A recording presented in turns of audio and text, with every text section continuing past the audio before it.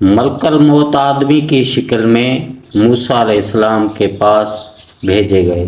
وہ جب آئے تو موسیٰ علیہ السلام نے نہ پہچان کر انہیں ایک زور کا تماچا مارا اور ان کی آنکھ پھوڑ ڈالی۔ وہ واپس اپنے رب کے حضور میں پہنچے اور عرض کیا کہ یا اللہ، تو نے مجھے ایسے بندے کی طرف بھیجا جو مرنا نہیں چاہتا۔ اللہ تعالیٰ نے ان کی آنکھ پہلے کی طرح کر دی اور فرمایا دوبارہ جا اور ان سے کہہ کہ آپ اپنا ہاتھ ایک بیل کے پیٹھ پر رکھیے اور پیٹھ کے جتنے بال آپ کے ہاتھ تلے آ جائیں ان کے ہر بال کے بدلے 1 سال کی زندگی دی جاتی ہے۔ موسیٰ علیہ السلام تک جب اللہ تعالیٰ کا یہ پیغام پہنچا تو آپ نے کہا کہ اے اللہ پھر کیا ہوگا؟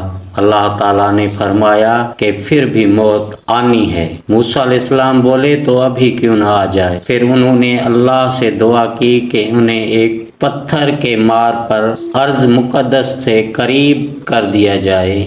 اور ابو ہریرہ رضی اللہ عنہ نے بیان کیا کہ نبی کریم صلی اللہ علیہ وآلہ وسلم نے فرمایا کہ اگر میں وہاں ہوتا تو تمہیں ان کی قبر دکھاتا کہ لال ٹیلے کے پاس راستے کے قریب ہے۔ رسول کریم صلی اللہ علیہ وآلہ وسلم نے فرمایا کہ جب تم اپنے بستر پر لیٹنے آؤ تو اس طرح وضو کرو جس طرح نماز کے لیے کرتے ہو، پھر دانے کروٹ پر لیٹ کر یوں کہو اے اللہ، میں نے اپنا چہرہ تیری طرف جھکا دیا، اپنا معاملہ تیرے ہی سپرد کر دیا، میں نے تیرے ثواب کے توقع اور تیری عذاب کے ڈر سے تجھے ہر پشت پناہ بنا لیا، تیرے سوا کہیں پناہ اور نجات کی جگہ نہیں۔ اے اللہ، جو کتاب تو نے نازل کی میں اس پر ایمان لایا، جو نبی تو نے بھیجا میں اس پر ایمان لایا، تو اگر اس حالت میں اسی رات مر گیا تو فطرت پر مرے گا۔